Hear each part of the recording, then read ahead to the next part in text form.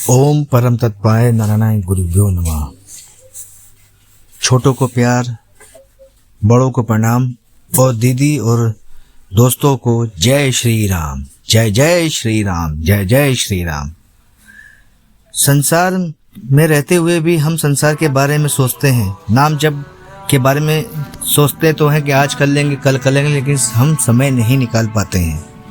हम चाह कर भी समय नहीं निकाल पाते हैं। लेकिन जब कोई कष्ट या कुछ समस्या आती है तो हम इधर उधर भागते हैं। नाम जप हमारे अंदर संसार की, जब हम लगातार नाम जप करते हैं तो वो नाम जप हमारे अंदर संसार को बाहर निकाल देता है और भगवान की छवि हमारे अंदर दिखाने लगता है। जैसे किसी शीशे में धूल जमी होती है, जैसे किसी शीशे में धूल जमी होती है, हमें हमारा प्रतिबिंब नहीं दिखाई देता है, किंतु धूल साफ करने के बाद हमें अपना छवि या प्रतिबिंब दिखाई देने लगता है। ऐसे ही संसार रूपी धूल जब हमारे मन से हटती है तो प्रभु के दर्शन होने लगते हैं और प्रभु की कृपा होने लगती है। प्रभु हमसे दूर नहीं हैं, वे हमेशा हमारे साथ, हमारे पास रहते हैं। पर जब संसार रूपी धूल हमारे मन में, मस्तिष्क में, विचारों में रहती है तो वो हमको दिखाई नहीं देते हैं। हम उनकी कृपा का अनुभव भी नहीं कर पाते हैं और उनके दर्शन का लाभ भी नहीं ले पाते हैं। अगर हमको प्रभु के दर्शन और उनकी कृपा का लाभ लेना है तो आप मेरे साथ मेरे इस मुहिम में जुड़ जाइए। प्रभु के नाम जपिए, कोई भी प्रभु का हो, हनुमान जी हो, शंकर जी हो, माँ दुर्गे हो या राम जी हो, कोई भी नाम हो, आप एक बार जुड़ जाइए जिस पर आपकी श्रद्धा हो। ये दास आपको आज ये सत्य कथा सुनाने जा रहा है। इसमें प्रभु की आपकी आस्था, विश्वास तो बढ़ेगा ही, साथ में ही दृढ़ निश्चय हो जाएगा कि एक बार तो जरूर हम करके देखें कि ये प्रभु का नाम जाप में कितनी शक्ति है, कितनी असीम ऊर्जा उसमें है जो सबके कष्ट हरती है। वो क्या मेरे कष्ट नहीं हरेगी? मैं चाहे घोर पापी हूँ, क्या मेरे कष्ट नहीं हरेंगे? प्रभु क्या मुझ पर अपनी कृपा नहीं करेंगे?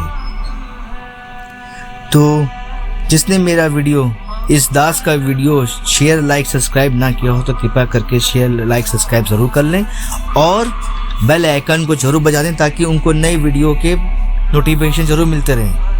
और आपको अगर मेरे प्रेरणादायक वीडियो या और सत्य कथाओं की ये कथाएं अच्छी लग रही हों तो कृपया सब्सक्राइब ज़रूर करें और दूसरों को शेयर ज़रूर करें ताकि उनके जीवन में भी परिवर्तन आए। और इस राम नाम की मुहिम में मैं जुड़ा हूँ, जो नाम के महाराज पर, वो भी जुड़ जाएं।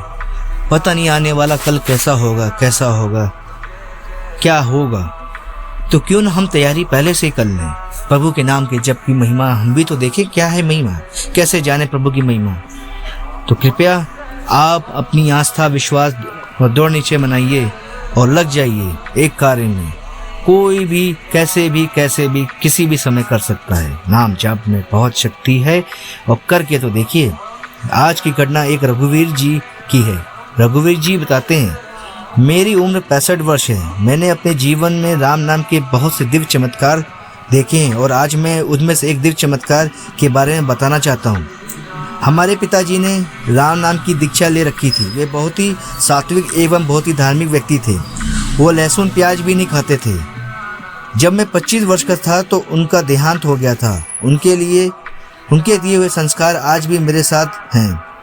मैं हनुमान जी का बहुत बड़ा भक्त हूँ। मेरे पिताजी अक्सर बताया करते थे कि राम नाम से बढ़कर राम नाम में है और कलयुग के प्रभाव से दूर रहना है तो राम नाम का जाप करते रहें। जिसने भी राम नाम को पकड़ लिया उसके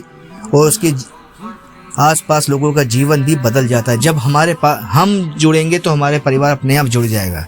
हमारा और ऐसा ही बन जाएगा तो सात्विक लोग हमसे जुड़ेंगे।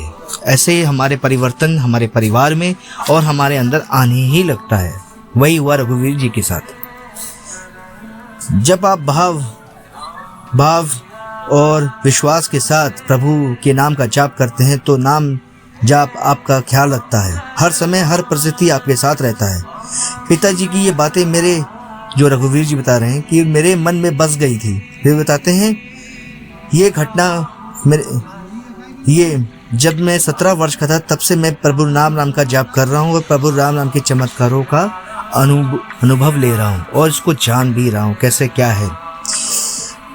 पिताजी के जाने के बाद मेरे घर में मेरी पत्नी और मेरे 2 बच्चे हैं।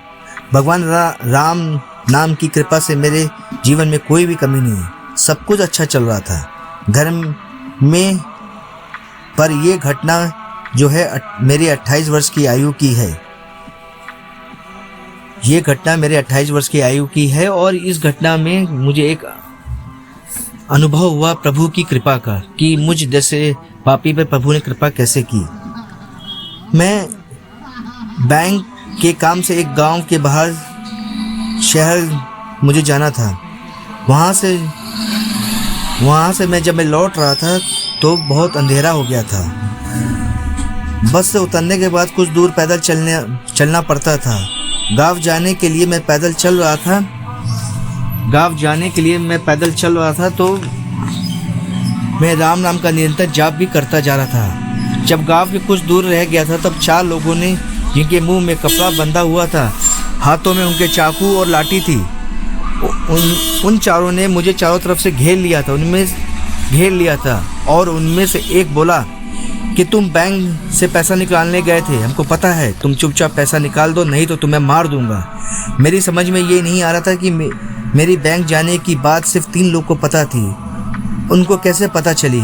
जरूर इन चारों में से कोई मेरा जानने वाला ही है जो मुझे लूटने की कोशिश कर रहा है। पर मैंने कहा कि मैं जरूर गया था, पर पेमेंट करने के बाद मेरी जेब में सिर्फ 2000 रुपये ही बचे हैं और मेरे पास पैसा नहीं है। तो उनमें से एक बोला, झूठ बोलते हो। उसने जोरदार से मेरे थप्पड़ मारा।